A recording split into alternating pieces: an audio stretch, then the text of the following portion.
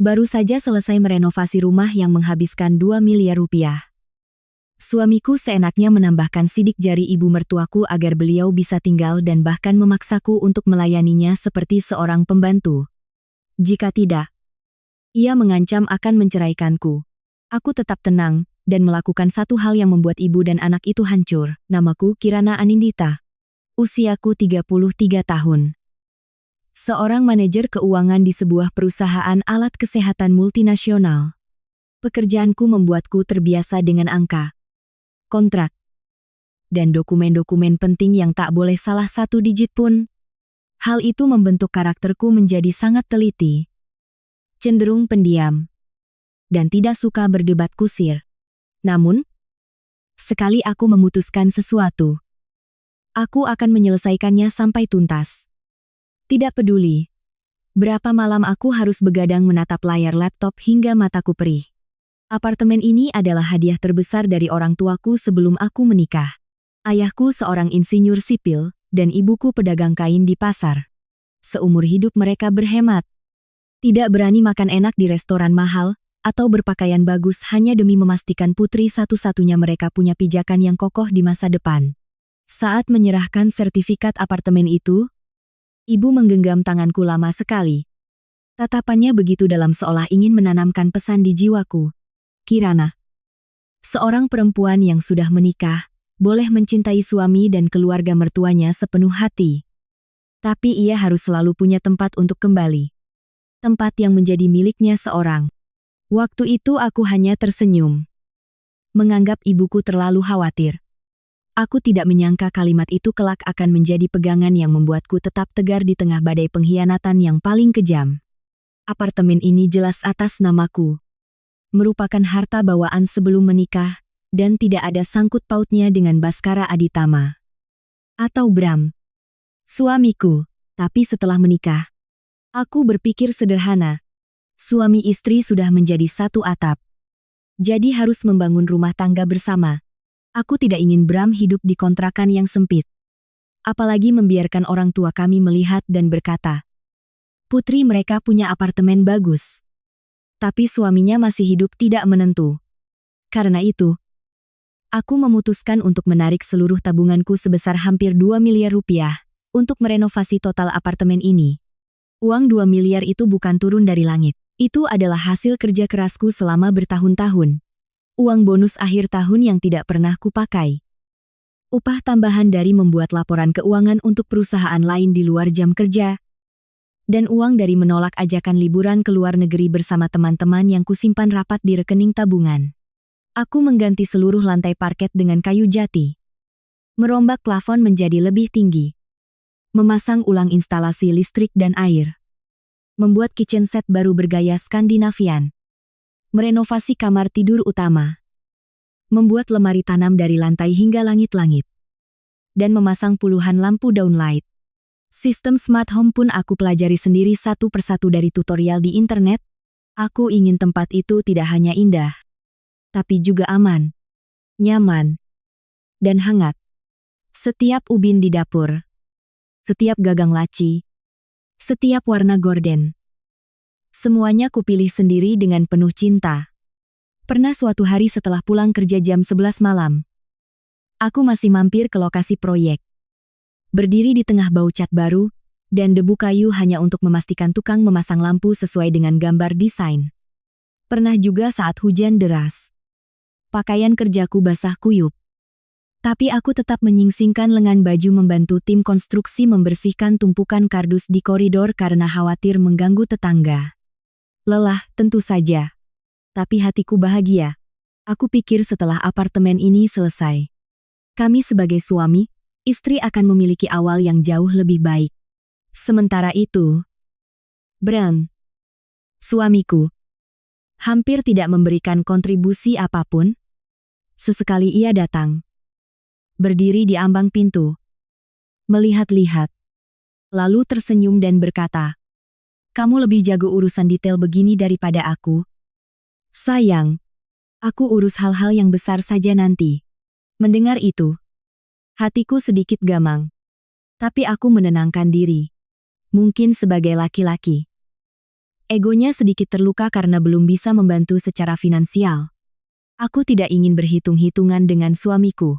Aku hanya berharap saat ia melangkah masuk ke apartemen yang sudah jadi nanti, ia akan mengerti betapa besar usaha yang telah kucurahkan untuk masa depan kami berdua. Selama proses renovasi, aku sengaja memasang kunci sidik jari. Bel pintu video. Beberapa kamera CCTV tersembunyi di area umum seperti ruang tamu dan dapur, serta sistem penyimpanan data otomatis berbasis cloud. Awalnya aku hanya berpikir sederhana apartemen baru. Banyak barang berharga, jadi harus dijaga dengan baik. Aku bahkan sempat bercanda dengan teknisinya. Mas, tolong pasang yang paling gampang ya, buat saya lihat rekamannya. Saya sering pulang malam. Saat itu, aku sama sekali tidak tahu bahwa semua perangkat yang kupasang untuk melindungi rumahku dari maling kelak akan menjadi bukti yang menyelamatkanku dari jebakan paling kejam dalam hidupku. Pada hari apartemen selesai, aku berdiri lama di tengah ruang tamu. Cahaya lampu kuning hangat menerpa sofa baru berwarna abu-abu. Dapur berkilau dengan aroma kayu dan kamar tidur terasa nyaman dengan set spray yang kupilih sebulan sebelumnya. Aku menyentuh permukaan meja marmer yang dingin dan mataku terasa panas. Setelah bertahun-tahun berjuang, akhirnya aku punya rumah yang sesungguhnya. Sebuah tempat di mana aku percaya kami bisa hidup bersama dengan damai dan terhormat. Aku mengambil ponsel, memotret beberapa sudut terbaik apartemen, dan mengirimkannya pada Bram. Sayang, apartemennya sudah jadi. Akhir pekan ini kita pindah. Ya, tulisku dengan hati berbunga-bunga. Aku membayangkan ia akan senang. Akan langsung menelepon. Atau setidaknya membalas. Istriku hebat sekali, tapi pesanku hanya dibaca. 2 centang biru tanpa balasan. Hampir 1 jam kemudian, layar ponselku menyala dengan 4 kata singkat ia. Nanti aku pikirkan. Aku menatap pesan itu, dan senyum di bibirku perlahan memudar. Entah kenapa, di tengah apartemen baru yang indah dan terang, hatiku mendadak terasa dingin. Saat itu aku belum tahu. Balasan acuh tak acuh itu adalah pertanda pertama bahwa rumah yang kurenovasi dengan uang 2 miliar ini tidak akan menjadi surga kecil kami, melainkan akan menjadi medan perang pertama dalam pernikahanku. Keesokan paginya, aku bangun lebih awal dari biasanya. Semalaman pesan singkat Bram. Iya, nanti aku pikirkan. Terus menggangguku seperti duri kecil yang menusuk di dalam hati. Aku mencoba menenangkan diri. Mungkin aku hanya terlalu banyak berpikir. Pria terkadang memang cuek dan tidak pandai menunjukkan perasaan. Apartemen baru selesai. Masih banyak yang harus diperiksa. Aku tidak mau membebani hatiku, hanya karena sebuah pesan singkat. Aku berganti pakaian, membawa tumpukan tagihan terakhir dari kontraktor, lalu mengemudi ke apartemen baru. Di jalan, aku sempat membeli seikat bunga lili putih. Berniat meletakkannya di ruang tamu, agar rumah terasa lebih hidup. Begitu tiba di parkiran basement, seperti biasa, aku membuka aplikasi kunci di ponsel untuk memeriksa riwayat akses. Namun, beberapa detik kemudian, langkahku terhenti. Di layar muncul daftar pengguna Smart Lock. Selain akun administrator milikku dan akun tamu yang pernah kuberikan pada Bram, tiba-tiba muncul satu pengguna baru, dengan nama singkat Ibu. Waktu penambahan sidik jari adalah pukul 11 malam tadi. Aku menatap tulisan itu. Tanganku yang memegang buket bunga tanpa sadar meremasnya hingga kertas pembungkusnya berbunyi gemerisik. Aku ingat betul. Teknisi pernah berpesan bahwa hanya akun administrator yang bisa menambah pengguna baru, kecuali jika aku memberikan kode akses sementara. Kode itu hanya kukirimkan pada Bram, agar ia bisa memeriksa apartemen jika perlu. Selain aku dan dia, tidak ada yang boleh seenaknya menambahkan siapapun ke dalam sistem. Namun, di dalam apartemen atas namaku yang baru saja selesai direnovasi dengan uangku, tiba-tiba ada sidik jari asing yang diberi nama Ibu. Seolah itu adalah hal yang paling wajar di dunia. Aku langsung menelepon Bram. Dering keempat. Ia baru mengangkat. Suaranya masih serak karena mengantuk. Ada apa? Sayang pagi-pagi sudah telepon. Aku berusaha menjaga suaraku tetap tenang. Kamu yang menambahkan sidik jari ibu ke kunci pintu semalam. Kan? Di seberang sana hening sejenak, lalu Bram menjawab dengan begitu enteng. Begitu ringannya hingga membuat punggungku merinding. Oh iya. Tadi malam sekalian aku tambahkan. Ibu kan bukan orang lain. Kenapa kamu tegang begitu? Aku berdiri di depan lift. Mendengar kalimat itu, tenggorokanku tercekat. Aku bertanya lagi. Kenapa kamu tidak diskusi dulu denganku? Ini sistem keamanan rumah kita. Bukan bisa seenaknya menambah orang. Bram menghela napas. Suaranya mulai terdengar kesal.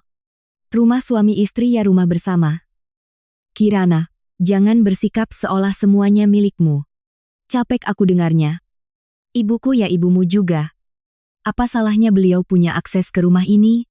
Aku belum sempat menjawab saat pintu lift terbuka di lantai apartemenku. Aku melangkah keluar. Mata masih terpaku pada ponsel. Firasat buruk mulai menyelimutiku. Pintu unit apartemenku sedikit terbuka. Tepat saat aku mendekat.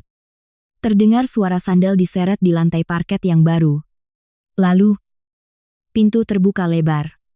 Yang berdiri di hadapanku bukan Bram, melainkan Ibu Retno.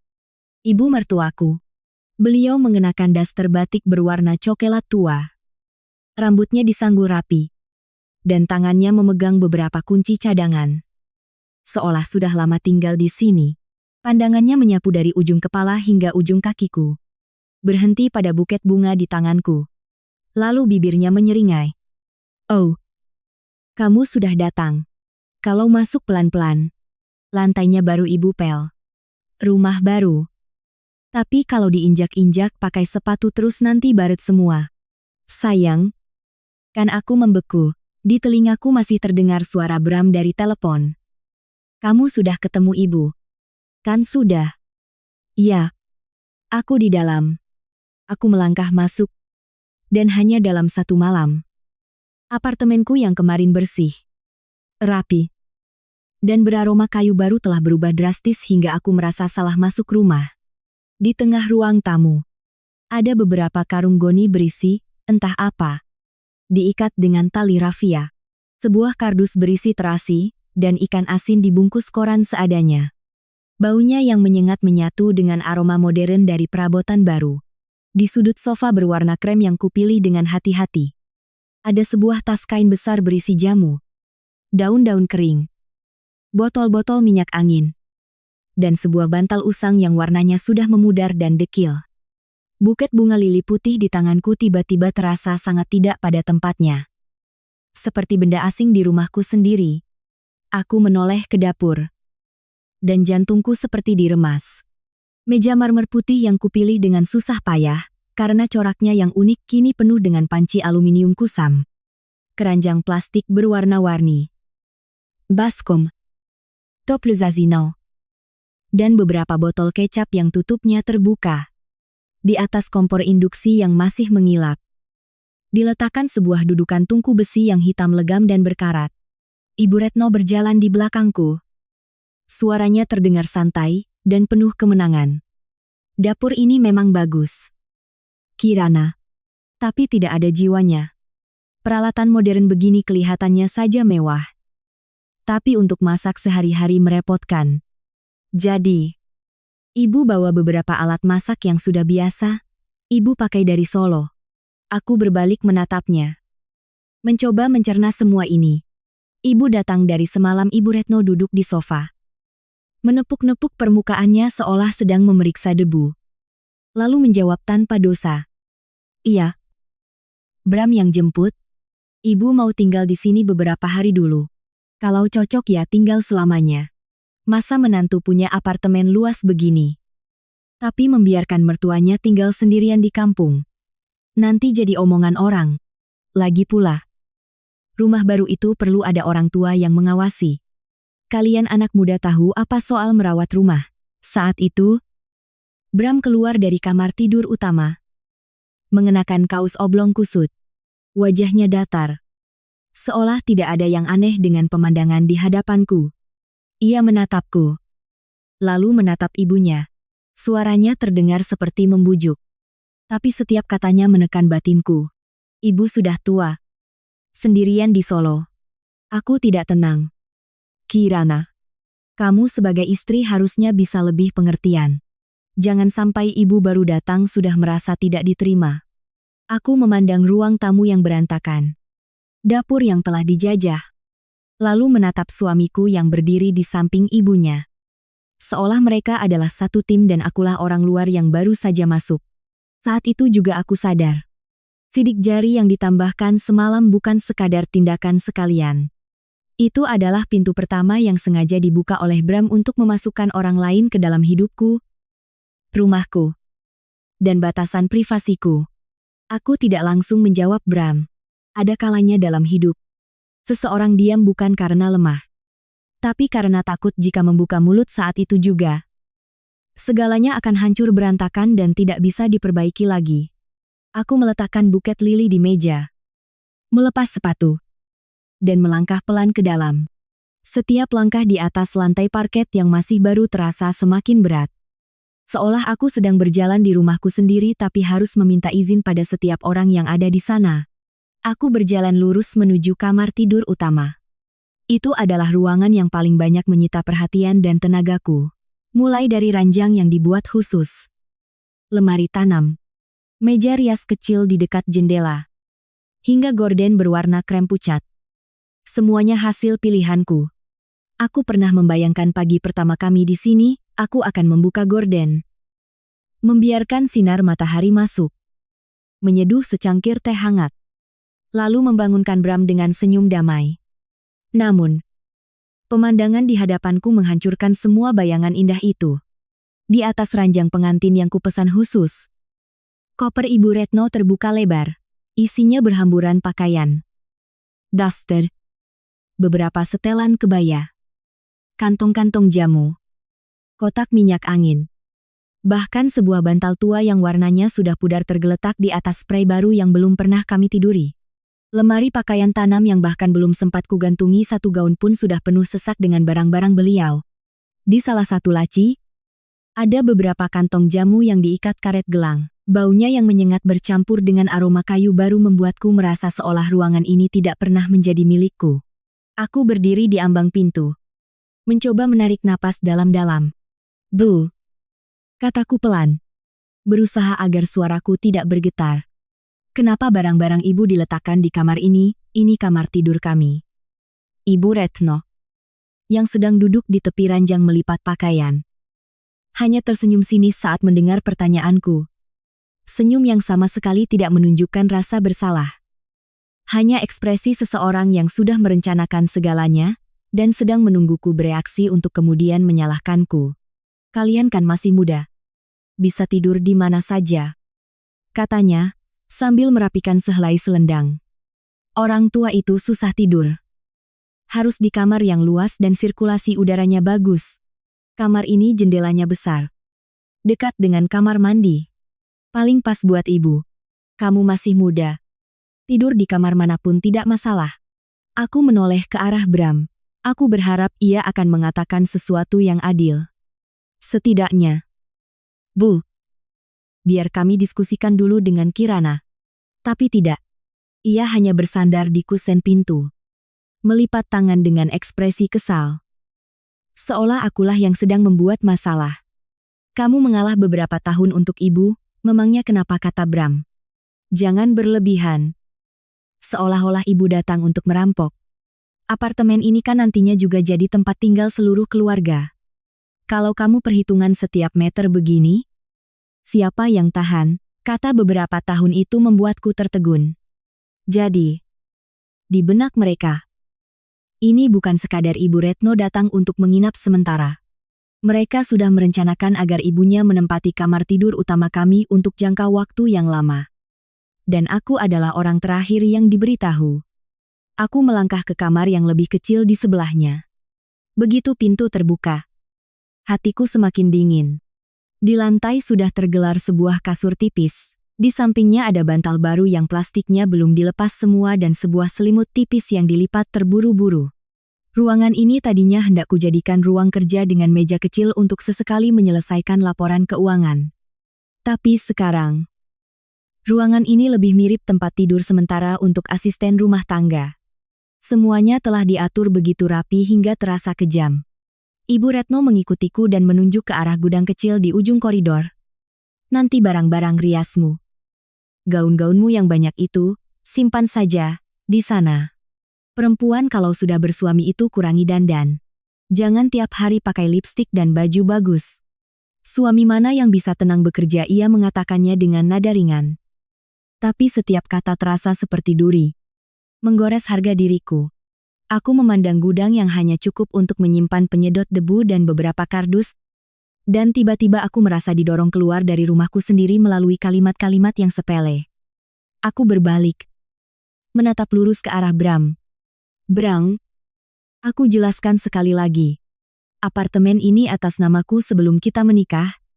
Uang renovasi hampir 2 miliar rupiah juga uang pribadiku. Aku mengatakan ini bukan untuk pamer. Tapi setiap perubahan di rumah ini setidaknya harus dengan persetujuanku. Tidak ada yang berhak seenaknya membawa orang masuk, mengambil alih kamar, mengubah fungsi ruangan, lalu memaksaku menerima seolah semua sudah diputuskan. Wajah Bram langsung mengeras. Ia mendekatiku. Suaranya merendah, tapi tatapannya penuh amarah.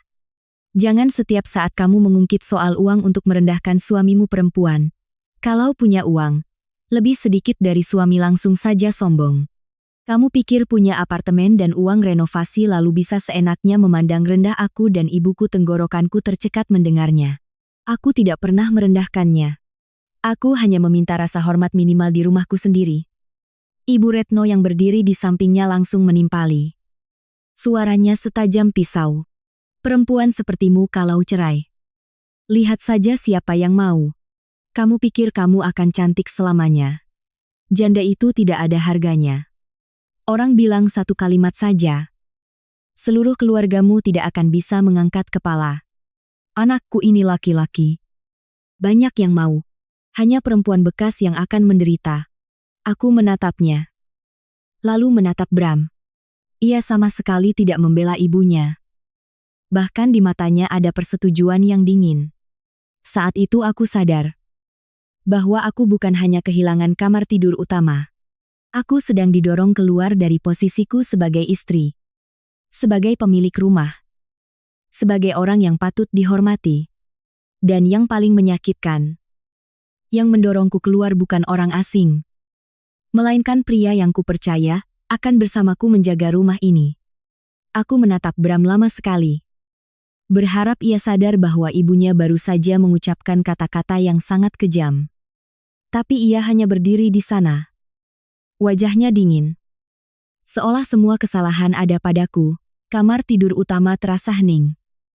Hanya suara AC yang berdesir pelan. Semakin hening, semakin dalam kata-kata Ibu Retno menusuk hatiku. Aku berbalik, berjalan ke ruang tamu, dan membuka aplikasi kunci di ponsel. Suaraku kini jauh lebih tenang. Aku akan menghapus sidik jari ibu dari sistem. Nanti setelah masalah ini didiskusikan dengan baik, baru akan kupikirkan lagi. Aku tidak berbicara dengan nada tinggi. Juga tidak menghina siapapun. Aku hanya melakukan hal minimal yang berhak dilakukan oleh seorang pemilik rumah. Namun, begitu jariku menyentuh menu manajemen pengguna, Bram melangkah cepat dan menggebrak meja kopi. Suara keras itu membuat cangkir di atas meja bergetar. Ia menatapku. Matanya memerah karena marah. Coba saja kamu hapus. Kalau kamu hapus sidik jari ibuku, kita ke pengadilan agama. Aku tertegun.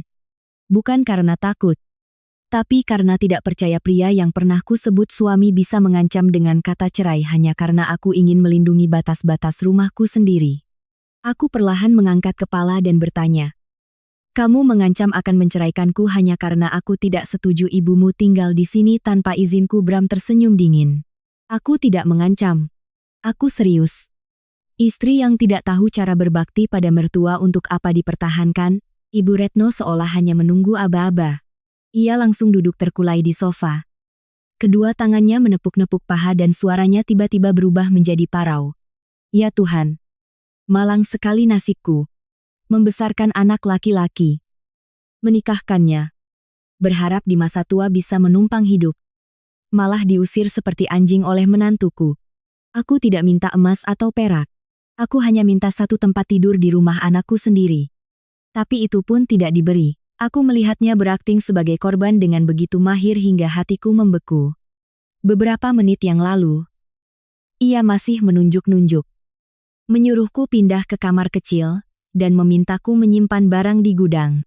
Ia bahkan menghinaku sebagai janda yang tidak akan laku. Tapi sekarang di depan Bram, ia berubah menjadi ibu tua menyedihkan yang dianiaya menantunya. Sikapnya yang berubah drastis itu membuatku sadar. Ini bukan reaksi spontan. Ini adalah cara yang biasa ia gunakan untuk mengendalikan putranya. Bram menoleh ke arahku. Suaranya berat seolah sedang menjatuhkan vonis. Lihat, kan kamu sudah menyakiti ibu sampai seperti ini, dan kamu masih menganggap dirimu orang terpelajar. Ibu baru 1 malam di sini. Kamu sudah mau menghapus sidik jarinya. Mau mengusirnya. Nanti kalau orang bertanya, aku harus sembunyikan muka di mana? Aku menjawab, aku tidak mengusir ibu. Aku hanya meminta agar semuanya didiskusikan dengan baik. Tapi Bram memotongku. Jangan cari alasan. Intinya kamu tidak mau ibuku tinggal di sini. Ibu Retno mengangkat wajahnya. Air mata yang belum sempat jatuh berganti dengan tatapan tajam. Kamu harus ingat. Perempuan kalau sudah cerai sekali itu, harganya jatuh. Kamu punya apartemen memangnya kenapa, punya uang memangnya kenapa? Kalau sudah dicap menelantarkan suami, tidak tahu cara jadi menantu, tidak mau merawat mertua, orang-orang akan memandangmu rendah. Sementara anakku, dia laki-laki, pekerjaannya mapan. Banyak yang mau menikah dengannya. Setiap kalimatnya bukan sekadar omelan, melainkan jebakan psikologis. Ia menyerang ketakutan terbesar seorang perempuan, takut dicap buruk, takut dicela, takut tidak dihargai setelah perceraian. Tapi mungkin ia tidak tahu. Ketakutan itu hanya efektif bagi mereka yang masih percaya pada cinta dan kasih sayang di hadapannya. Bagiku, yang telah melihat perhitungan di mata mereka, setiap ancaman hanya membuat hatiku semakin dingin. Bram melanjutkan menekan. Kalau kita cerai, orang hanya akan bilang kamu sombong, tidak bisa menjaga suami. Tidak akan ada yang menyalahkan aku dan ibuku. Coba kamu pikir. Orang tuamu kalau mendengar kabar anak perempuannya dicerai suami karena tidak mau menerima mertua, apa mereka kuat menanggung malu? Ia sengaja menyebut orang tuaku. Kalimat itu terasa lebih menyakitkan dari segalanya. Karena apartemen ini adalah hasil keringat dan air mata mereka. Dan sekarang, ia menggunakan kehormatan mereka untuk memaksaku tunduk. Ibu Retno menyeka sudut matanya. Lalu dengan santai memandang sekeliling ruang tamu. Rumah ini direnovasi memang bagus, tapi tanpa sentuhan orang tua hanya akan jadi cangkang kosong. Mulai sekarang, semua urusan di rumah ini biar ibu yang putuskan. Kamu kerja cari uang, silakan. Tapi urusan dapur, siapa tidur di kamar mana, tamu yang datang bagaimana, biar ibu yang atur. Dengan adanya ibu di sini, rumah ini baru benar-benar terasa seperti rumah. Mendengar itu, aku semakin mengerti. Tujuan mereka bukan hanya satu sidik jari, bukan hanya satu kamar tidur. Mereka sedang selangkah demi selangkah melucuti hakku untuk mengambil keputusan di rumahku sendiri. Hari ini sidik jari Ibu Retno. Besok mungkin barang-barang kerabat mereka. Lusa mungkin dokumen-dokumen yang dipaksakan untuk kutandatangani atas nama satu keluarga. Aku menunduk menatap layar ponsel. Tombol hapus sidik. Jari masih ada di sana. Hanya butuh satu sentuhan. Tapi aku tidak menekannya. Bukan karena aku menyerah, tapi karena aku tiba-tiba sadar. Menghapus satu sidik jari terlalu mudah. Yang perlu kuhapus bukanlah akses Ibu Retno di sistem, melainkan ilusi terakhirku tentang suamiku ini.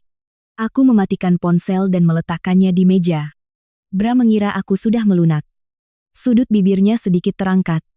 Ibu Retno juga duduk lebih tegak. Ekspresi kemenangan tidak bisa disembunyikan.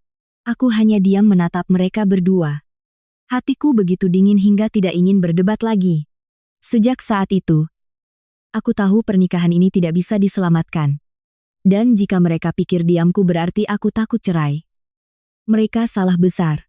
Aku diam hanya karena mulai memikirkan cara mengakhiri semuanya dengan sebersih mungkin. Melihatku mematikan ponsel, Ibu Retno mengira ia telah menang. Ia bersandar di sofa. Tangannya mengelus sandaran kursi. Matanya menyapu ruang tamu seolah sedang memeriksa wilayah kekuasaan barunya. Lalu, ia membungkuk. Mengambil sehelai lap kusam berwarna dekil dari tas kainnya, yang masih ada beberapa noda kering. Ia melemparkan lap itu tepat di depan kakiku. Suaranya santai hingga menusuk. Rumah baru kok berdebu begini. Coba kamu pel dari ruang tamu sampai dapur. Aku menatap lap yang tergeletak di lantai parket baru. Hatiku terasa sesak. Setiap sudut rumah ini adalah hasil dari begadang dan kerja kerasku. Tapi sekarang, di tempat yang telah menghabiskan hampir 2 miliar rupiah uangku, aku dilempari lap. Seolah aku adalah pembantu. Aku tidak langsung membungkuk. Aku hanya berdiri menatap Ibu Retno. Lalu menatap Bram. Menunggu apa yang akan ia katakan. Bram tidak membelaku. Ia hanya berdiri melipat tangan. Alisnya sedikit berkerut. Seolah aku sedang membuang-buang waktunya. Kalau ibu sudah bilang, ya kerjakan saja, katanya. Jadi menantu itu bukan cuma bisa cari uang lalu sombong. Kalau rumah bersih, ibu nyaman, keluarga baru bisa tentram. Aku tertawa sangat pelan. Tapi tenggorokanku terasa pahit. Jadi di matanya, semua usaha, uang, dan kesabaranku hanya dirangkum dalam satu kata sombong. Ibu Retno merasa di atas angin. Berdiri dan berjalan ke dapur. Ia membuka kulkas. Menarik setiap laci seolah sedang menginventarisir aset. Lalu mengerutkan kening. Isinya aneh-aneh. Susu almond, salad, daging impor, keju. Ibu tidak biasa makan makanan barat begini. Nanti sore kamu ke pasar.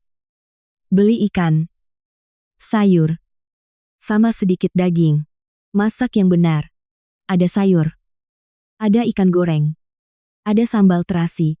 Kalau di rumah ada orang tua, makan itu harus benar. Jangan seperti orang kota. Makannya hambar. Aku berusaha menjaga suaraku tetap tenang. Hari ini saya masih harus kembali ke kantor untuk menyelesaikan beberapa dokumen. Sore nanti juga ada rapat dengan klien. Tidak bisa di rumah untuk selah. Ibu Retno langsung berbalik. Tatapannya menajam. Pekerjaan lebih penting dari ibu mertua. Kalau begitu untuk apa kamu menikah? Perempuan sehebat apapun kalau tidak bisa mengurus makan minum keluarga suami. Ya tetap saja perempuan tidak beres. Kata tidak beres itu terasa sangat berat. Dadaku seperti terhimpit. Tapi aku tetap tidak mau berdebat.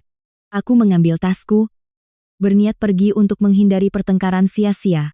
Tapi begitu aku berbalik, Bram melangkah maju dan menghalangi pintu. Ia merendahkan suaranya. Tapi setiap kalimatnya terasa dingin.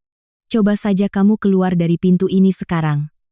Aku akan langsung kirim surat gugatan cerai ke pengadilan agama. Jangan pikir aku tidak berani. Aku menatap lurus ke matanya. Pria yang pernah menggenggam tanganku saat mendaftarkan pernikahan. Yang pernah berjanji akan membangun rumah tangga bersamaku. Kini ia berdiri menghalangi pintu untuk memaksaku mengepel lantai. Memasak untuk ibunya. Dan menggunakan perceraian sebagai tali untuk menjerat leherku.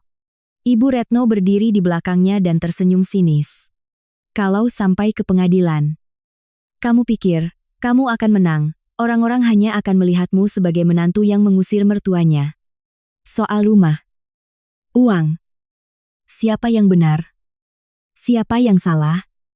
Orang lain belum tentu peduli. Kalimat itu membuatku terdiam. Bukan karena aku takut. Tapi karena aku tiba-tiba sadar bahwa Ibu Retno sangat paham kekuatan gosip dan omongan orang. Ia tidak perlu menang dengan logika.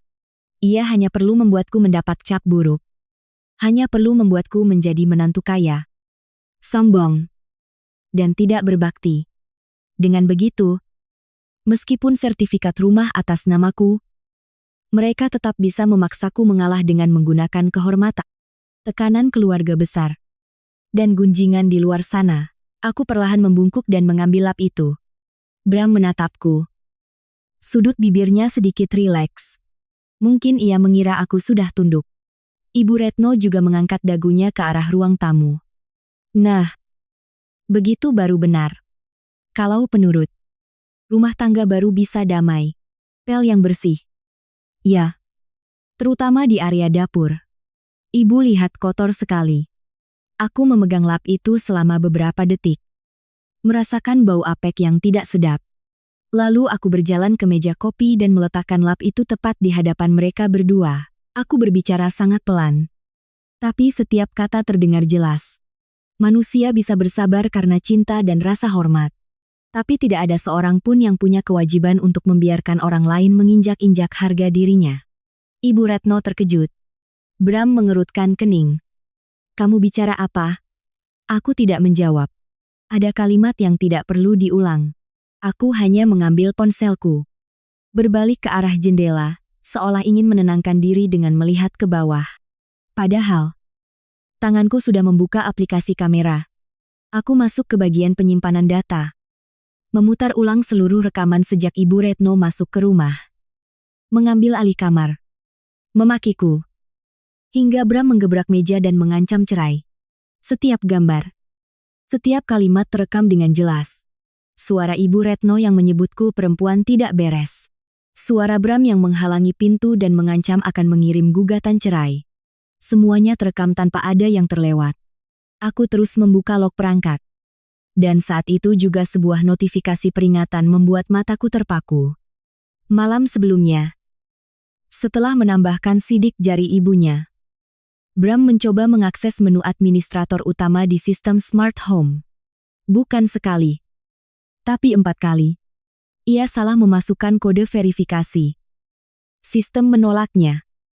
Lalu secara otomatis mengunci akses selama 30 menit. Aku berdiri mematung. Punggungku terasa dingin. Jika ia hanya ingin ibunya bisa masuk, ia tidak perlu menyentuh menu administrator utama. Menu itu hanya digunakan untuk mengubah hak akses tertinggi di rumah ini kunci.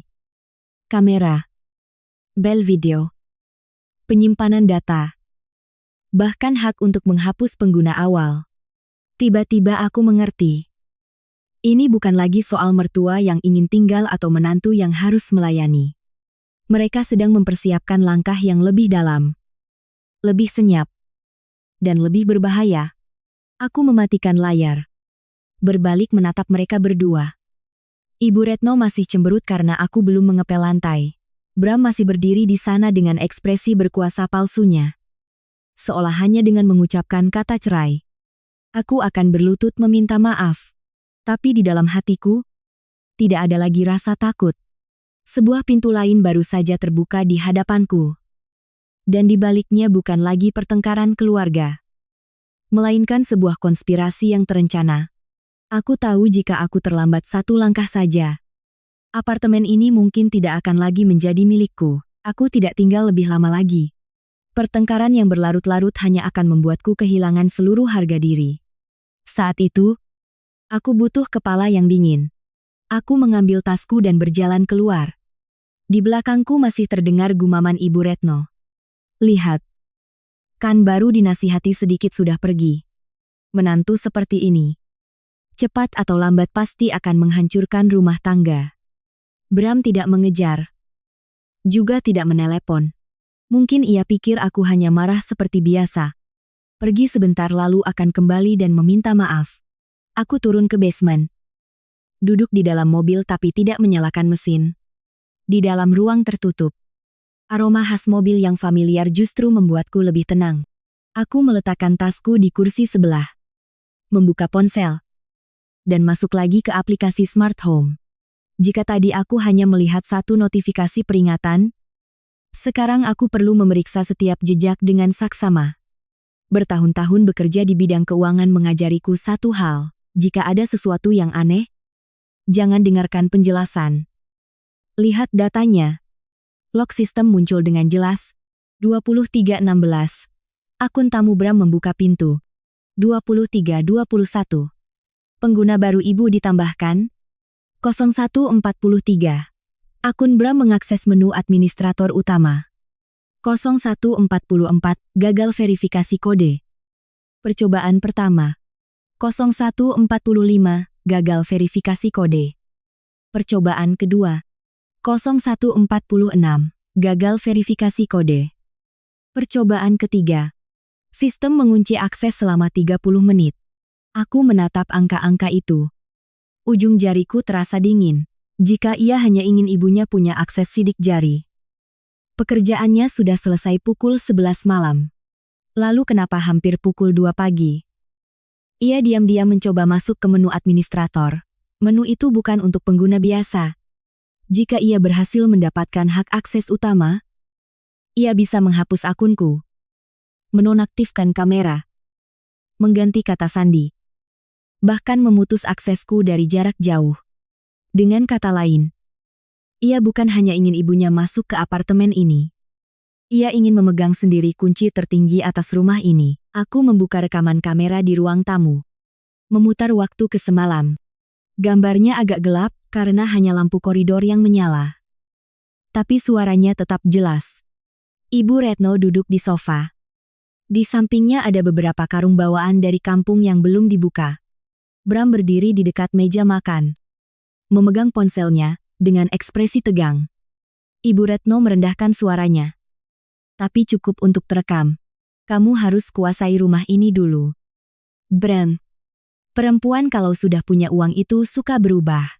Hari ini dia masih manis. Besok kalau dia usir kita, kamu bisa apa? Jantungku seperti diremas. Di hadapanku, ia menangis dan berkata hanya butuh tempat berlindung. Di belakangku, ia bersekongkol dengan putranya tentang cara menguasai rumah ini. Aku terus memutar video.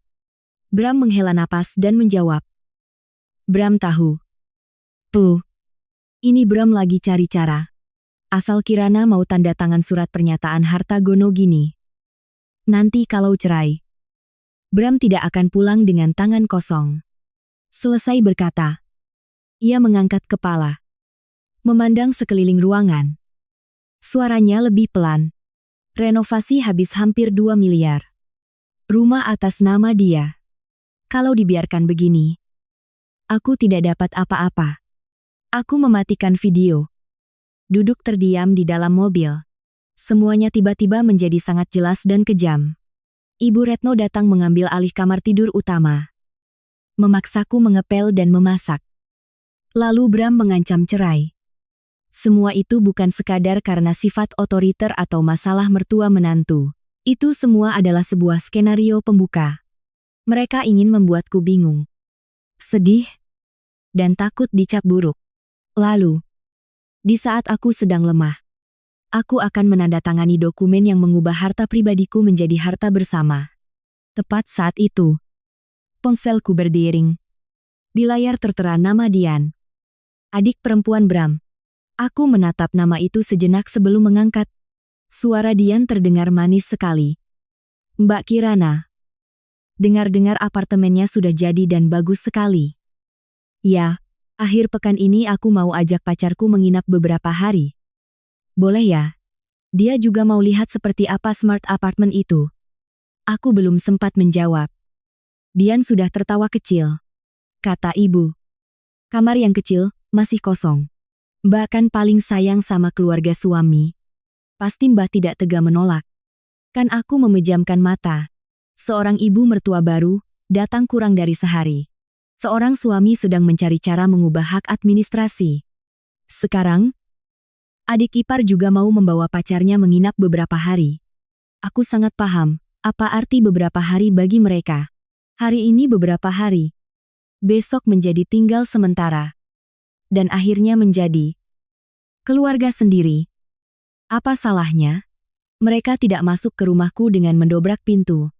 Mereka masuk satu persatu dengan kata-kata manis, dengan dalih moral keluarga, dengan kata bakti, dan dengan ancaman omongan orang. Aku menjawab Dian dengan sangat pelan. Akhir pekan ini Mbak sibuk. Dian, lain kali saja. Dian langsung mengubah nada bicaranya. Loh, kok Mbak jadi tegaan begitu? Apartemennya kan luas. Kami cuma mau main sebentar. Masa tidak boleh benar? Kata ibu. Mbak makin lama makin pelit. Aku tidak berdebat. Mbak lagi menyetir. Nanti kita bicara lagi. Iya. Lalu aku menutup telepon. Tanganku masih di kemudi. Tapi di dalam hatiku sebuah batas telah tergambar dengan sangat jelas. Jika aku terus ragu, apartemen ini tidak akan menjadi rumah, tapi akan menjadi kos-kosan gratis untuk seluruh keluarganya. Aku menyalin seluruh data kamera ke penyimpanan cloud pribadi dan menguncinya dengan kata sandi yang berbeda. Setelah itu, aku menelepon Maya. Maya adalah sahabatku sejak kuliah. Ia bekerja di bidang properti. Orangnya ceplas-ceplos, cerdas, dan sangat paham seluk-beluk dokumen properti. Begitu telepon diangkat, Maya langsung bertanya, "Suaramu kenapa ada masalah?" Aku menatap ke arah lift yang menuju apartemenku. Tempat di mana rumah yang pernah kujaga dengan sepenuh hati kini sedang diperhitungkan oleh orang lain. Lalu aku hanya berkata satu kalimat. "Mai, aku butuh bantuanmu. Tolong cek apa ada orang yang sedang menggunakan informasi apartemenku untuk mengajukan sesuatu." Di seberang sana hening sejenak. Lalu suara Maya menjadi serius. "Bicara yang jelas. Ada yang menyentuh sertifikat hak milik atau dokumen rumahmu?" Aku menjawab. "Belum pasti, tapi aku punya firasat mereka sedang mempersiapkannya." Maya tidak bertanya lebih lanjut. Ia hanya berkata, "Kirimkan aku nomor unit apartemen, foto sertifikat, dan semua informasi yang kamu punya. Mulai sekarang, jangan tanda tangani apapun, bahkan kertas yang kelihatannya sepele sekalipun." Aku menunduk menatap layar ponsel, di mana video Bram yang berkata, "Nanti kalau cerai, Bram tidak akan pulang dengan tangan kosong." Masih tersimpan di folder yang baru saja kubuat. Untuk pertama kalinya hari itu, aku merasa tidak sendirian. Tapi di saat yang sama, aku juga mengerti sesuatu yang lebih menakutkan. Peperangan yang sesungguhnya baru saja dimulai. Sore itu, aku tidak kembali ke kantor. Aku mengemudi ke sebuah kafe kecil di dekat gedung kantor Maya. Memilih meja di sudut yang tersembunyi. Sambil menunggu, aku membuka lagi rekaman video yang telah kusimpan. Setiap kali mendengar kalimat Bram, "Nanti kalau cerai, Bram tidak akan pulang dengan tangan kosong." Hatiku terasa semakin dingin. Tadinya aku pikir pernikahanku hanya bermasalah karena mertua dan menantu atau karena sikap cuek suamiku. Tapi semakin kulihat, semakin jelas bahwa di balik sikap cuek itu ada tangan yang sedang merencanakan dengan sangat matang. Sekitar pukul 4 sore, Maya menelepon. Suaranya tidak lagi berapi-api seperti biasanya, melainkan terdengar lebih dalam. "Kirana, kamu di mana?" "Aku di kafe dekat kantormu," jawabku. Hening beberapa detik. Lalu Maya berkata cepat, "Tetap di situ. Aku turun sekarang. Dan dengarkan baik-baik. Sampai aku menemuimu. Jangan tanda tangani apapun. Jangan kirim dokumen apapun pada siapapun, termasuk suamimu." Aku menggenggam ponsel erat-erat. Kalimat itu saja sudah cukup membuat jantungku berdebar kencang. 10 menit kemudian, Maya masuk ke kafe, membawa sebuah map tipis. Wajahnya tegang. Begitu duduk, ia mendorong map itu ke arahku dan merendahkan suaranya. "Aku sudah minta tolong teman untuk memeriksa. Ada satu berkas pengajuan pinjaman modal yang sedang dalam tahap penilaian awal. Di dalamnya, apartemenmu digunakan sebagai bukti foto untuk menunjukkan kapasitas finansial." Aku membuka map itu. Di halaman pertama, tertera nama Baskara Aditama. Tujuan pinjaman tertulis dengan sangat indah: perluasan bisnis keluarga, pengembangan interior dan dekorasi rumah. Aku membaca kalimat itu berulang kali. Rasanya seperti salah lihat. Bram tidak pernah punya bisnis. Pekerjaannya hanya seorang sales di perusahaan material bangunan. Gajinya cukup untuk hidup. Sesekali dapat komisi dari klien. Tapi di dalam berkas ini, ia tampil seperti seorang pengusaha yang sedang bersiap untuk proyek besar.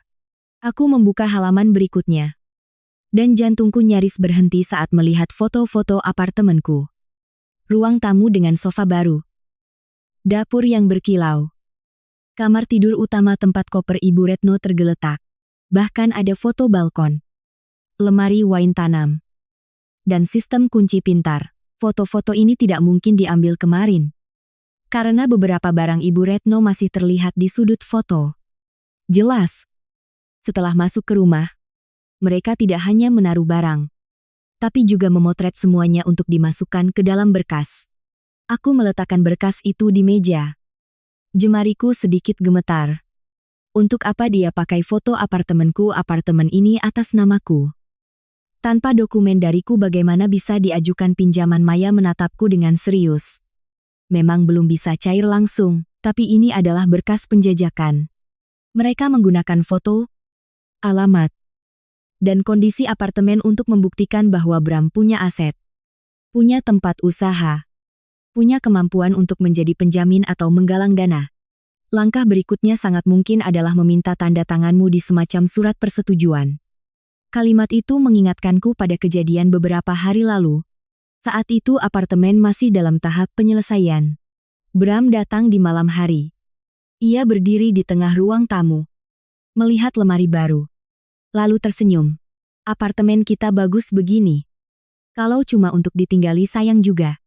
Aku sedang berpikir untuk patungan modal dengan teman. Buka showroom interior. Nanti kita cepat kaya. Aku bertanya. Uangnya dari mana? Ia hanya mengangkat bahu. Sudah punya rumah bagus, begini. Banyak cara untuk cari modal. Waktu itu aku pikir ia hanya bercanda. Bahkan menganggap pria kadang suka merancang rencana besar agar terlihat hebat. Sekarang, setiap katanya terasa seperti sudah dipersiapkan. Maya mengetukkan jarinya ke meja. Kirana. Jujur saja, kalau kamu salah tanda tangan surat kuasa, surat pernyataan harta bersama, surat jaminan pinjaman, atau bahkan surat komitmen yang kelihatannya sepele, akibatnya akan sangat sulit diatasi. Ada hal yang masih bisa diperdebatkan di pengadilan, tapi itu akan memakan waktu, kehormatan, dan energi. Dan orang yang sudah merencanakan sejauh ini tidak akan berhenti hanya pada satu lembar kertas. Aku mengangkat kepala menatapnya. Tiba-tiba aku teringat pesan dari Bram siang tadi. Malam ini pulang makan malam. Ya, ibu mau masak untuk kita.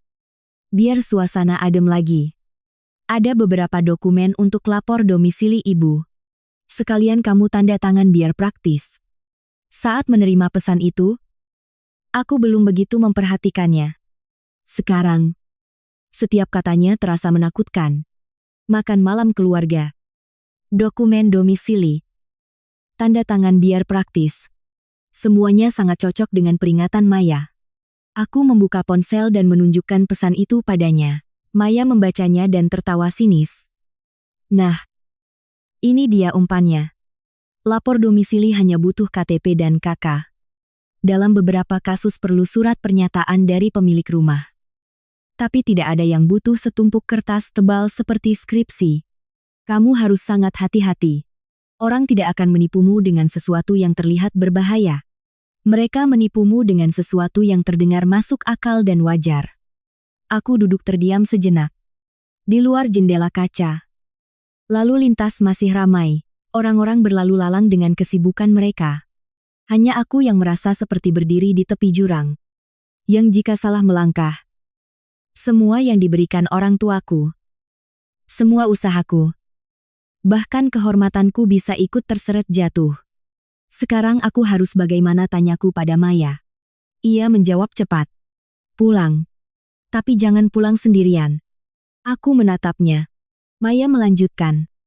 Aku akan ikut. Tapi tidak langsung muncul. Aku akan menunggu di lobi atau kafe terdekat. Kamu masuk ke rumah. Nyalakan perekam suara sejak di lift. Jangan tanda tangani apapun. Kalau mereka memaksa, kirim aku pesan berisi satu tanda titik. Aku akan naik. Aku mengangguk. Ketenangan Maya membantuku menjaga sisa kewarasanku. Aku menyalin satu salinan berkas yang ia berikan ke ponselku. Lalu menyimpan berkas aslinya di dalam tas. Malam itu, sebelum kembali ke apartemen, aku duduk lama di dalam mobil. Lampu-lampu dari jendela apartemen lain memantul seperti ratusan mata yang sedang mengawasiku. Dulu, aku berharap makan malam pertama di rumah baru akan menjadi momen yang hangat. Penuh tawa, ucapan terima kasih, dan pelukan setelah berbulan-bulan lelah. Tidak kusangka, makan malam pertama ini bisa jadi sebuah jebakan. Menungguku untuk membubuhkan tanda tangan pada sesuatu yang akan merampas hakku sebagai pemilik. Aku menarik napas dalam-dalam, membuka ponsel, dan menyalakan mode rekam suara. Lalu aku mengirim pesan pada Maya aku naik. Ia membalas cepat tenang. Ingat, malam ini kamu bukan datang untuk memohon agar diberi kedamaian. Kamu datang untuk mengambil kembali kendali. Aku menggenggam ponsel, melangkah masuk ke dalam lift. Pintu logamnya tertutup, memantulkan wajahku yang pucat.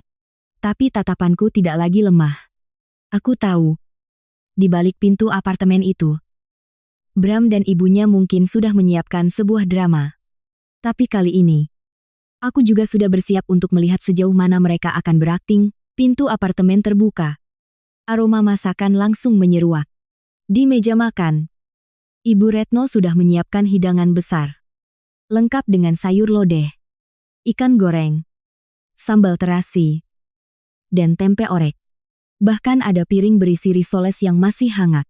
Orang luar yang melihat pasti akan mengira ini adalah makan malam keluarga pertama di rumah baru. Ibu mertua dan menantu telah berdamai. Suami menjadi penengah. Tapi bagiku, semakin mewah hidangan itu, semakin dingin hatiku. Karena pagi tadi ia masih melemparkan lap dan menyuruhku mengepel. Tapi malam ini ia bisa berperan sebagai ibu yang baik, seolah tidak terjadi apa-apa. Bram keluar dari dapur mengenakan kemeja bersih. Rambutnya disisir rapi. Ekspresinya melunak. Sangat berbeda dari pagi tadi. Ia menarik kursi untukku. Suaranya lembut tak biasa. Kirana, kamu sudah pulang, duduklah. Tadi pagi, aku terlalu emosi. Bicaranya agak keras. Namanya juga suami istri. Jangan sampai masalah kecil jadi besar. Selesai berkata, ia bahkan hendak membantuku membawa tas. Tapi aku menghindar dengan halus. Aku duduk di kursi seberang. Ponsel masih di dalam saku. Mode rekam suara berjalan. Ibu Retno membawa mangkuk sayur dari dapur. Meletakkannya di meja. Lalu menghela napas pelan. Ibu juga sudah tua. Kadang kalau bicara suka tidak dipikir. Ibu hanya ingin anak-anak ibu hidup rukun. Rumah tangga damai. Kamu jangan ambil hati. Ya, panggilannya tetap kamu. Masih terasa dingin. Tapi nadanya melunak seolah mengalah. Aku menatapnya tanpa menjawab. Aku sangat paham taktik melunak seperti ini. Orang tidak bisa selamanya menjerat lehermu dengan bentakan. Terkadang mereka akan menggunakan kata-kata manis agar kau menundukkan kepala dengan sukarela. Bram mengambil sepotong ikan dan meletakkannya di piringku. Tersenyum canggung. Makanlah. Ini ibu yang masak dari sore. Aku tahu kamu lelah. Tapi masalah keluarga, kita selesaikan baik-baik saja. Ya, tidak perlu dibesar-besarkan. Aku menatap ikan di piringku. Rasanya pahit. Seharian ini yang membuatku lelah bukan pekerjaan. Tapi kenyataan bahwa suamiku bisa diam-diam bersekongkol dengan ibunya di belakangku. Sambil duduk di sini menyuapiku ikan seolah ia adalah suami yang menyesal. Makan malam baru berjalan sekitar 10 menit. Bram sudah meletakkan sendoknya. Ia meraih setumpuk kertas yang dijepit rapi di dalam map plastik biru dari laci di sebelahnya dan meletakkannya di hadapanku. Suaranya masih berusaha terdengar ringan. Oh iya, ini ada beberapa surat untuk lapor domisili ibu. Kamu kan pemilik rumah. Jadi tolong tanda tangani surat pernyataannya. Setelah itu, besok biar aku yang urus ke kelurahan. Jadi praktis. Aku menatap tumpukan kertas itu. Tidak terburu-buru mengambil pulpen. Surat domisili kok tebal sekali. Bram sedikit terdiam. Lalu tertawa. Ya. Sekarang kan birokrasi rumit. Ada surat konfirmasi tempat tinggal. Surat pernyataan. Formulir data penduduk, kamu tinggal tanda tangan di bagian yang sudah aku tandai saja. Ibu Retno yang duduk di sebelah langsung menimpali. Cuma surat begitu saja kok ditanya-tanya. Suamimu yang minta. Ya tanda tangani saja. Suami istri kok saling curiga begitu? Bagaimana mau hidup tenang? Aku perlahan membuka map itu. Halaman pertama memang formulir data kependudukan. Halaman kedua, surat pernyataan tempat tinggal. Halaman ketiga masih wajar. Tapi di halaman keempat, mataku terpaku pada sebaris kalimat yang dicetak tebal. Perjanjian yang menetapkan apartemen sebagai harta yang terbentuk, terpelihara, dan bertambah nilainya selama masa pernikahan. Aku membuka halaman berikutnya. Di bawahnya masih ada kalimat yang berbunyi apartemen setelah direnovasi dan ditingkatkan nilainya dengan usaha bersama suami istri. Dengan ini disepakati oleh kedua belah pihak untuk dimasukkan ke dalam aset bersama harta Gonogini. Aku mengangkat kepala menatap Bram. Ia menghindari tatapanku selama kurang dari 1 detik. Tapi itu sudah cukup. Aku meletakkan kertas itu di meja dan bertanya kata demi kata. Ini surat lapor domisili. Tapi kenapa ada klausul yang menyatakan apartemen ini menjadi harta bersama setelah menikah? Suasana di meja makan seolah membeku. Sendok di tangan Ibu Retno berhenti di udara. Bram mengatupkan bibirnya. Ekspresi lembut palsunya luntur. Tapi Ibu Retno bereaksi lebih cepat. Ia menggebrak meja dengan sendoknya. Suaranya nyaring. Kamu ini memeriksa setiap kata seperti menginterogasi penjahat saja. Itu suamimu. Bukan maling. Dia mengurus surat-surat untuk keluarga. Kalau kamu tidak mau bantu, ya sudah. Tidak usah mempersulit dengan pertanyaan macam-macam. Perempuan kalau hidupnya penuh curiga begitu. Rezeki keluarga mana yang betah? Aku menatapnya. Suaraku tetap datar. Saya hanya bertanya, karena ini bukan surat lapor domisili. Ini perjanjian harta. Bram menarik kursinya mendekat. Suaranya mulai tidak sabar. Kirana, jangan berlebihan. Apartemen ini memang dari orang tuamu. Aku tahu.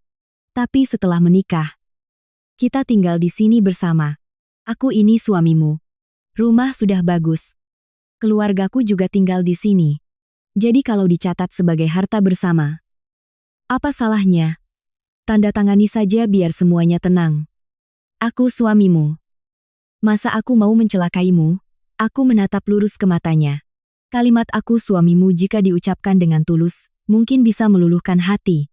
Tapi saat ini, kalimat itu terdengar seperti tirai tipis yang menutupi tangan yang sedang merogoh brankas. Aku mengambil pulpen yang telah ia siapkan. Memutarnya sejenak. Lalu meletakkannya kembali di meja. Orang yang tidak berniat mencelakaiku tidak akan menyembunyikan surat ini di balik surat lapor domisili. Wajah Bram langsung menggelap. Ibu Retno berdiri. Menunjuk lurus ke wajahku. Maksudmu apa bicara begitu? Kamu menganggap aku dan anakku ini penipu dengar. Ya kalau kamu tidak mau tanda tangan, kita cerai.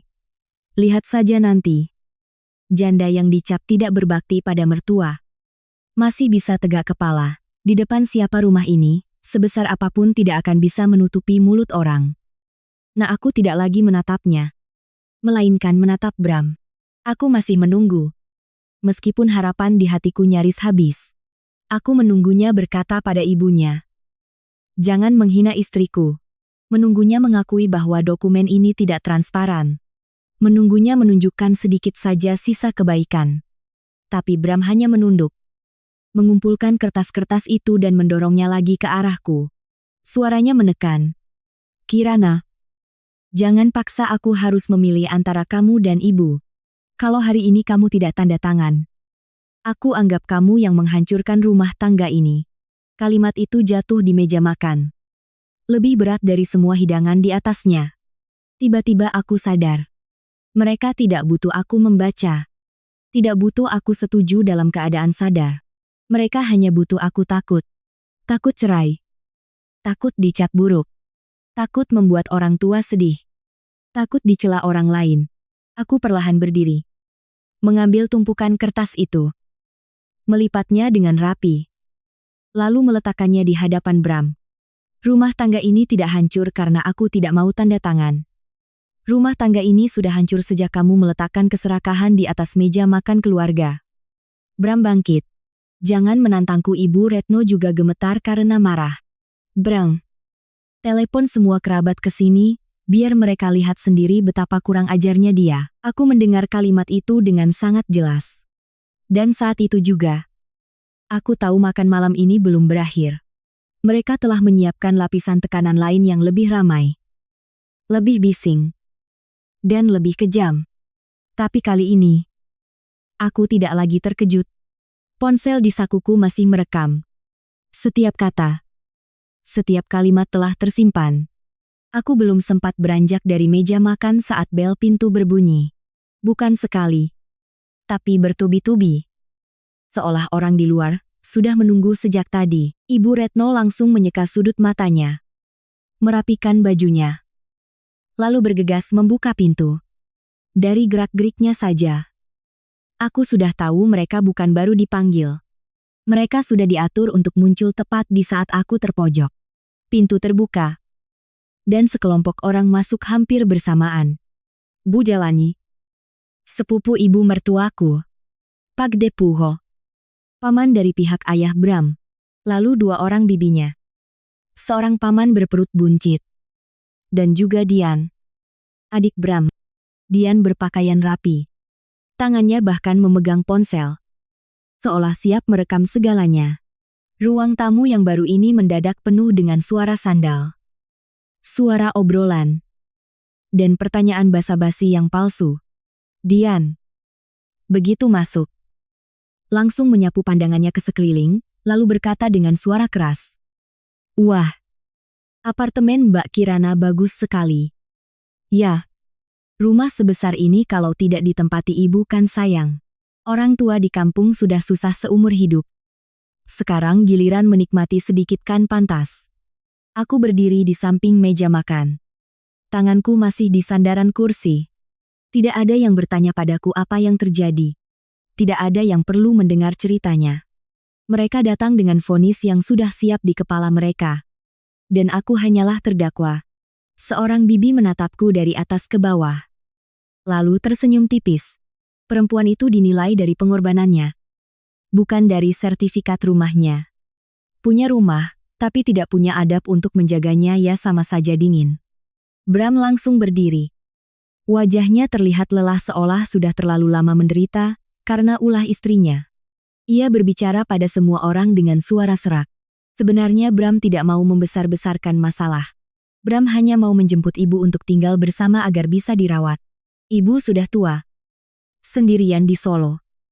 Bram tidak tenang. Tapi Kirana terus-terusan mau menghapus sidik jari ibu. Mau ibu pergi dari sini. Bram sudah bujuk, tapi tidak berhasil. Ibu Retno mendengar itu langsung memegangi dadanya. Air matanya mengalir begitu cepat hingga membuatku merinding. Ia duduk terkulai di sofa, menangis sambil berkata, "Saya ini sudah tua. Tidak butuh apa-apa lagi. Saya hanya mau menumpang hidup dengan anak laki-laki saya. Cukup ada nasi hangat dan tempat tidur yang nyaman. Siapa sangka menantu saya menganggap saya seperti pengemis. Dia takut saya mengotori rumah mewahnya." Ruangan langsung menjadi riuh. Ada yang berdecak. Ada yang menggelengkan kepala. Ada yang menatapku seolah aku adalah menantu durhaka. Pak Depujo mengetukkan tongkatnya ke lantai. Suaranya lantang. "Kirana, kamu ini orang terpelajar. Punya uang. Tapi jangan lupakan adab sebagai menantu. Ibu mertua tinggal di rumah anak laki-lakinya itu hal yang wajar. Kamu mempersulit begini, nanti jadi bahan tertawaan orang." Seorang bibi lain menimpali. "Betul itu. Perempuan kalau hitung-hitungan sama mertua soal sidik jari dan kamar. Rezekinya mau ditaruh di mana?" Aku mendengar mereka satu persatu angkat bicara. Dan hatiku semakin jelas. Ini bukan lagi makan malam keluarga. Ini adalah pengadilan yang didirikan di atas air mata palsu, moralitas sepihak, dan lidah para kerabat. Mereka datang bukan untuk mendamaikan. Mereka datang untuk memaksaku tunduk. Memaksaku merasa sendirian. Memaksaku percaya bahwa jika aku melawan Bram dan ibunya, seluruh klan akan berdiri di hadapanku dan menghakimi. Dian berjalan mengelilingi ruang tamu, sengaja mengarahkan kameranya sedikit ke arahku. Lalu berkata, "Mbak Kirana, jangan mentang-mentang rumah ini atas nama Mbak. lalu Mbak bisa berbuat seenaknya. Orang luar lihatnya Mbak itu kaya, tapi merendahkan keluarga suami. Ibu saya membesarkan Mas Bram lebih dari 30 tahun. Sekarang Mas Bram mau berbakti sedikit. Mbak tidak izinkan. Apa Mbak tidak merasa bersalah? Aku menatap ponsel di tangan Dian. Tahu kemungkinan besar sedang merekam. Jika aku marah, jika aku membentak, video itu akan menjadi bukti untuk cerita menantu kurang ajar mengusir mertua. Karena itu, aku diam. Aku biarkan mereka bicara. Biarkan semua tuduhan dan hinaan itu mengalir di hadapanku seperti air kotor. Diam saat itu bukan berarti kalah, tapi membiarkan mereka menumpahkan semua kekejaman mereka. Pak De Pujo tiba-tiba menunjuk ke arahku. Suaranya berat. Kalau kelakuanmu terus begini, cerai itu hanya masalah waktu. Tapi saya beritahu kamu, perempuan yang sudah pernah gagal berumah tangga itu hidupnya tidak mudah. Pandangan orang berbeda. Jangan pikir punya uang, lalu bisa seenaknya memulai hidup baru. Dicap tidak tahu jadi menantu. Tidak bisa menjaga suami. Keluarga mana yang mau menerima Ibu Retno menangis lebih keras seolah mendapat dukungan. Dengarkan, Pak De. Saya bicara apapun dia selalu membantah. Dia anggap mertuanya ini orang luar. Dia bahkan bilang rumah ini miliknya pribadi. Tidak ada yang boleh ikut campur. Sakit sekali hati saya. Pak De, saya melahirkan anak laki-laki. Tapi sekarang untuk punya tempat istirahat di rumahnya saja harus izin menantu. Bram menghela napas. Menundukkan wajahnya. Berperan sempurna sebagai suami yang tak berdaya. Aku hanya berharap Kirana bisa mengerti ibu. Soal surat perjanjian harta itu pun, aku minta dia tanda tangan, agar keluarga kita jelas. Biar kita sehati dalam berusaha. Tapi dia terus berpikir aku menipunya. Kalau hidup bersama tapi tidak ada kepercayaan. Apalagi, artinya suami istri. Saat itulah, aku perlahan mengeluarkan ponsel dari sakuku. Aku meletakkannya di tengah meja makan.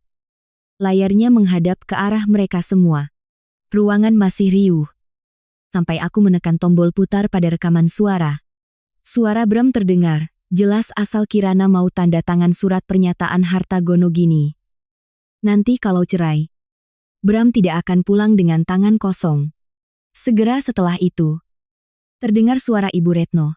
Kamu harus kuasai rumah ini dulu. Perempuan kalau sudah punya uang itu suka berubah. Suasana seketika membeku. Bu Delani yang hendak bicara langsung terdiam. Pak De Pujo mengerutkan kening. Tongkat di tangannya berhenti bergerak. Dian buru-buru menurunkan ponselnya. Bram berdiri kaku di samping meja makan. Wajahnya pucat pasi. Orang-orang yang barusan sibuk mengajariku adab sebagai menantu mulai paling pandang. Bingung harus menatap kemana. Aku tidak berkata apa-apa lagi. Aku biarkan rekaman itu terus berjalan. Setiap kata jatuh di tengah rumah yang baru saja ingin mereka jadikan harta bersama. Tapi Ibu Retno memang orang yang berpengalaman. Hanya beberapa detik kemudian, ia tiba-tiba berteriak. Suaranya melengking. Itu rekayasa. Dia kan kerja di keuangan. Dia jago soal teknologi begituan. Jangan percaya. Dia membuat cerita untuk menjatuhkan kami. Ia berlari ke arah meja. Hendak merebut ponselku. Tapi aku lebih cepat mengambilnya. Aku menatapnya begitu tenang hingga aku sendiri merasa aneh. Silakan ibu bicara terus. Sejak kalian semua masuk ke apartemen ini, kamera di ruang tamu masih terus merekam. Kalimat itu membuatnya berhenti seketika. Seluruh ruangan mendadak hening. Dan aku tahu. Sejak saat itu, pengadilan keluarga yang mereka bangun telah mulai retak. Aku menatap Ibu Retno yang berdiri kaku di tengah ruang tamu. Tangannya masih terulur di udara. Tatapannya panik karena perkataanku. Beberapa detik yang lalu, ia masih berteriak bahwa aku merekayasa bukti untuk menjatuhkan mereka. Tapi saat mendengar kata kamera, raut wajahnya langsung berubah. Orang bisa menyangkal ucapan, bisa menolak rekaman suara, tapi sulit untuk membantah rekaman gambar. Aku tidak berdebat lagi. Aku berjalan ke rak TV, mengambil remote, dan menghubungkan ponselku ke layar televisi besar di ruang tamu. Semua mata tertuju padaku. Bram berdiri membeku di samping meja makan. Bibirnya terkatup rapat. Dian yang tadinya bersemangat merekam kini diam-diam memasukkan ponselnya ke dalam saku. Sementara para kerabat yang baru saja menceramahiku kini tidak ada yang berani bicara. Layar televisi menyala. Aku membuka folder rekaman CCTV semalam. Memilih tepat pada bagian di mana Bram mencoba mengakses hak administrator smart home di tengah malam. Di dalam video, ruang tamu hanya diterangi satu lampu kuning temaram. Ibu Retno duduk di sofa. Sementara Bram memegang ponsel. Menunduk serius. Suara Ibu Retno terdengar jelas. Kamu harus kuasai rumah ini dulu. Perempuan kalau sudah punya uang itu suka berubah. Segera disusul oleh suara Bram. Bram lagi cari cara. Asal Kirana mau tanda tangan surat itu. Rumah ini bukan lagi milik dia seorang. Seluruh ruang tamu hening senyap. Aku berdiri diam. Tidak perlu penjelasan apapun lagi. Kalimat itu seperti tamparan keras pada drama bakti anak yang baru saja mereka pentaskan. Aku menoleh ke arah Bram. Wajahnya pucat pasi. Dahinya berkeringat. Ibu Retno berlari ke arahku. Mencoba merebut remote dari tanganku sambil berteriak. Matikan, kamu tidak boleh seenaknya mempermalukan kami di depan keluarga. Tapi sebelum ia berhasil menyentuh remote, pintu apartemen kembali terbuka. Maya melangkah masuk. Penampilannya tenang, tapi tatapannya sangat tajam. Ia berdiri menghalangi Ibu Retno. Suaranya dingin. Maaf, Bu. Ini adalah apartemen milik Kirana. Orang yang seenaknya membawa kerabat untuk menekan pemilik rumah, justru adalah orang yang sedang membuat keributan. Ibu Retno tertegun. Gemetar karena marah. Siapa kamu berani ikut campur urusan keluarga saya? Maya meletakkan sebuah map di meja dan menjawab singkat. Saya adalah saksi dan juga orang yang memegang salinan semua dokumen yang berkaitan dengan apartemen ini. Bram langsung menoleh ke arahku. Suaranya menekan. Kirana, kamu membawa orang luar untuk mempermalukan suamimu sendiri. Aku menatapnya. Perlahan bertanya. Kamu membawa kerabat untuk memaksa istrimu tanda tangan surat itu boleh. Sedangkan aku membawa sahabat untuk melindungiku. Itu namanya mempermalukanmu. Kalimat itu membuat Bram tercekat. Maya membuka map, mengeluarkan beberapa lembar fotokopian, dan meletakkannya di meja. Itu adalah berkas pengajuan pinjaman yang menggunakan foto apartemenku untuk membuktikan kapasitas finansial. Aku mengambil berkas itu dan menunjukkannya di hadapan semua orang. Tadi kalian semua bilang saya tidak berbakti. Pelit. Tidak mau menerima mertua. Sekarang, coba lihat baik-baik. Ini adalah berkas pengajuan pinjaman atas nama Bram. Di dalamnya ada foto ruang tamu, dapur, dan kamar tidur di apartemen yang baru saja saya renovasi. Tujuannya untuk membuka showroom interior. Dan malam ini, dia memberikan saya surat lapor domisili yang di dalamnya diselipkan perjanjian untuk mengubah apartemen saya menjadi harta bersama. Pak De Pujo mengerutkan kening. Mengambil selembar kertas untuk melihatnya. Budelani juga ikut melirik. Raut wajahnya berubah. Melihat situasi tidak menguntungkan. Bram berteriak. Cukup, aku ini suamimu. Aku menggunakan rumah itu untuk bisnis juga demi masa depan kita berdua. Kenapa kamu bicaranya seolah-olah aku ini perampok? Aku tersenyum sinis. Suaraku tetap tenang. Masa depan yang mana yang butuh menipu istri untuk tanda tangan surat dengan dalih lapor domisili mertua? Masa depan yang mana yang butuh memotret diam-diam rumah istri untuk dijadikan jaminan? Bram mendekatiku. Matanya memerah karena marah dan malu. Jangan berlebihan. Aku hanya merencanakan untuk keluarga. Kamu istriku. Rumahmu, atau rumahku. Pada akhirnya tetap rumah kita bersama. Kalau kamu terus-terusan pelit begini, siapa yang tahan hidup denganmu? Aku menatap lurus ke matanya. Kalau kamu benar-benar menganggap ini rumah bersama, kenapa tidak bicara jujur dari awal? Kenapa harus disembunyikan di balik surat domisili? Kenapa harus berdiskusi dengan ibumu tengah malam bahwa asal aku tanda tangan? Rumah ini bukan lagi milikku seorang terpojok. Bram kehilangan kendali. Ia menggebrak meja dan berteriak. Kalau dari awal kamu menurut dan tanda tangan, semua ini tidak akan terjadi. Begitu kalimat itu keluar, seluruh ruangan hening. Ia sendiri sadar apa yang baru saja ia katakan. Ibu Retno menoleh ke arah putranya. Wajahnya pucat. Para kerabat yang tadinya membela mereka kini menunduk. Tidak ada yang berani bersuara lagi. Aku perlahan mengangguk. Terima kasih. Akhirnya kamu bicara jujur. Bram membuka mulut. Hendak membantah. Tapi tidak menemukan kata-kata. Maya langsung menyahut. Kirana. Kalimat itu juga sudah terekam. Mendengar itu, Ibu Retno seperti orang gila. Ia duduk terkulai di lantai. Memukul-mukul pahanya sambil menangis. Ya Tuhan. Menantuku hebat sekali. Membawa orang luar untuk mempermalukan mertuanya. Saya sudah tua masih difitnah. Didorong sampai ke jalan buntu begini. Aku tidak lagi merasa kasihan. Air matanya bukan karena penyesalan, tapi karena rencananya terbongkar.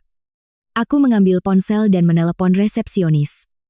Meminta security gedung untuk naik, dan membuat laporan tentang adanya kerumunan orang yang membuat kegaduhan di unit apartemen pribadiku. Mendengar kata security, Dian buru-buru mundur ke arah pintu. Beberapa kerabat juga mulai mencari alasan. Sudahlah. Ini masalah kalian berdua. Selesaikan sendiri. Kami pulang dulu. Beberapa menit kemudian, 2 orang petugas security tiba. Aku menunjukkan dokumen kepemilikan apartemen. Meminta mereka mencatat kejadian secara lengkap, jumlah orang yang hadir, waktu kejadian, dan tindakan intimidasi yang menghalangi pemilik rumah menggunakan propertinya. Bram menatapku. Tatapannya bercampur antara marah dan bingung. Kamu benar-benar melakukan ini? Aku menjawab. Bukan. Kamu yang membuat semuanya jadi begini. Saat semua orang bergegas pergi, Ibu Retno masih duduk di lantai. Tangisnya mereda. Tapi tatapannya penuh kebencian. Bram berdiri di sampingnya. Tidak ada lagi kesombongan di wajahnya. Aku mengambil tasku dan berjalan ke pintu. Sebelum pergi, aku berhenti. Menatap lurus pada pria yang pernah menjadi suamiku dan berkata-kata demi kata, kamu suka mengancam cerai. Kan baiklah. Tapi kali ini, yang akan keluar dari rumah ini bukan aku. Aku meninggalkan apartemen saat koridor sudah sepi. Pintu lift tertutup memantulkan wajahku di permukaan logam yang dingin. Tidak ada air mata. Tidak ada lagi gemetar seperti pagi tadi. Tapi di dalam hatiku, aku tahu betul, orang seperti Bram dan Ibu Retno tidak akan berhenti hanya karena terbongkar di hadapan beberapa kerabat. Bagi mereka, kehilangan muka tidak membuat mereka sadar. Kehilangan muka hanya akan membuat mereka mencari cara untuk balas dendam. Malam itu, aku menginap di apartemen sewaan Maya. Ia menyuruhku tinggal beberapa hari untuk menghindari Bram dan ibunya. Baru saja aku meletakkan tas. Ponselku mulai bergetar tanpa henti. Awalnya pesan dari beberapa kerabat Bram. Lalu dari nomor-nomor tak dikenal. Kemudian, notifikasi dari media sosial datang bertubi-tubi. Aku membukanya dan langsung melihat unggahan dari Bram. Ia menulis panjang lebar. Setiap kata dipilih untuk membuatnya tampak seperti suami yang malang. Ada istri yang lebih mementingkan uang daripada cinta. Lebih mementingkan sertifikat daripada bakti. Ibu yang sudah tua hanya ingin tempat berlindung. Tapi diusir dari rumah anaknya sendiri. Sebagai laki-laki, hal paling menyakitkan bukanlah kemiskinan, melainkan ketidakberdayaan melihat ibu dihina. Di bawahnya, ada foto Ibu Retno yang duduk di lantai ruang tamu. Memegangi dada. Wajahnya berlinang air mata. Siapapun yang tidak tahu, ceritanya pasti akan menganggapku menantu yang kejam. Aku terus membaca. Bram tidak menyinggung sedikitpun soal paksaan tanda tangan surat perjanjian harta. Tidak menyinggung berkas pinjaman. Apalagi rekaman CCTV tengah malam. Ia hanya bercerita bahwa aku sombong karena punya apartemen sendiri. Menggunakan uang untuk menekan keluarga suami. Dan tidak memberi ibunya tempat tinggal, meskipun rumahnya luas. Di akhir tulisan, ia menambahkan, saya tidak ingin membuka aib keluarga. Tapi mungkin diam terlalu lama membuat orang mengira kebaikan adalah kelemahan. Aku membaca kalimat itu dan tertawa pelan. Orang yang baru saja tertangkap basah menipu istrinya. Kini bicara tentang kebaikan. Tapi unggahan itu belum semuanya. Beberapa menit kemudian, Dian membagikan video Ibu Retno. Di dalam video, beliau duduk di ranjang yang asing. Mungkin di rumah kerabat. Matanya merah. Suaranya parau. Ibu tidak butuh apa-apa. Bapak-bapak. Ibu-ibu. Ibu hanya ingin dekat dengan anak laki-laki ibu. Tapi menantu ibu bilang rumah ini miliknya. Ibu tidak punya hak untuk masuk. Dia bahkan memanggil security untuk mengusir ibu seperti orang asing. Video itu dibuat dengan sangat lihai. Hanya menunjukkan wajah sedih ibunya. Suara tangis.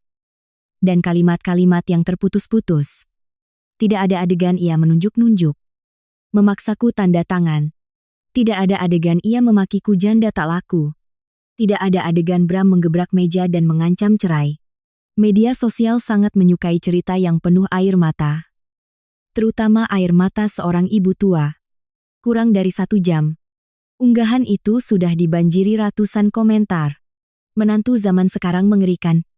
Baru punya rumah sudah memandang mertua sebelah mata. Perempuan kalau hidupnya tidak punya adab. Uang pun tidak akan bertahan lama.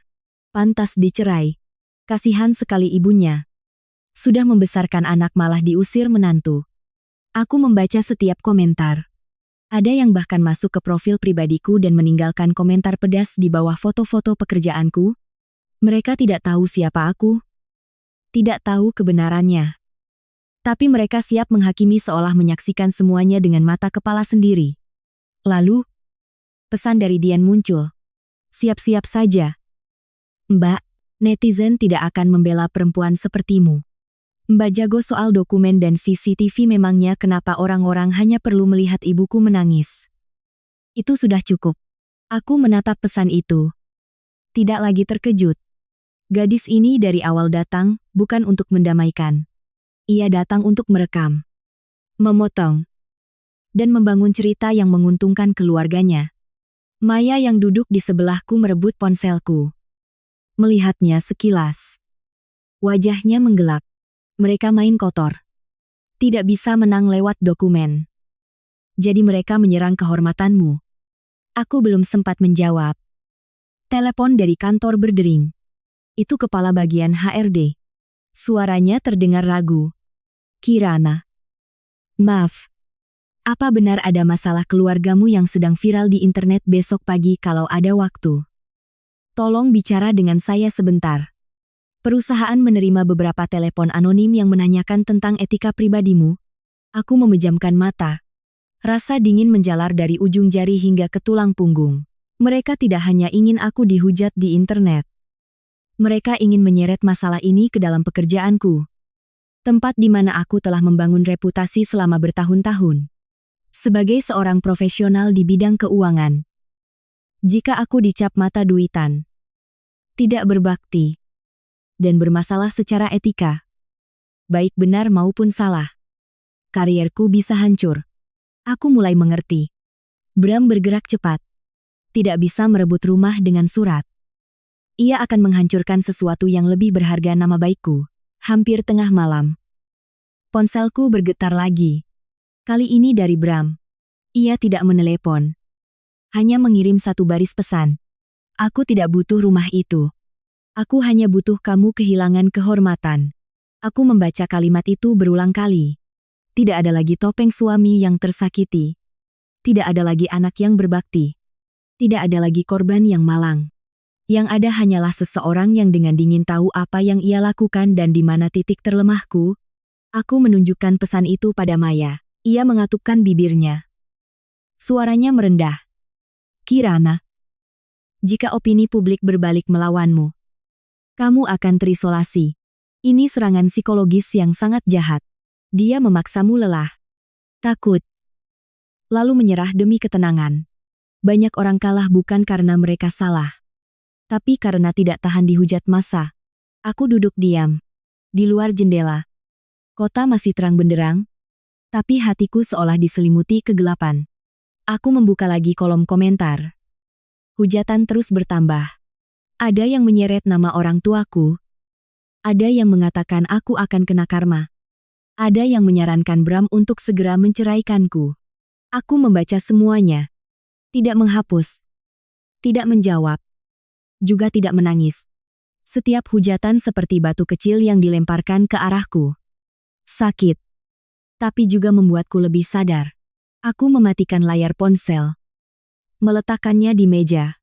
Maya menatapku cemas. Kamu mau bagaimana? Aku perlahan mengangkat kepala. Saat itu, di benakku bukan lagi kepanikan seseorang yang difitnah. Aku hanya melihat satu hal dengan jelas. Jika aku diam, mereka akan terus menulis cerita sesuai keinginan mereka. Dan jika aku memang harus masuk ke dalam permainan ini, aku tidak akan membiarkan diriku menjadi bidak yang digerakkan. Aku berkata sangat pelan tapi tegas. Baiklah. Kalau mau bermain, kita bermain besar.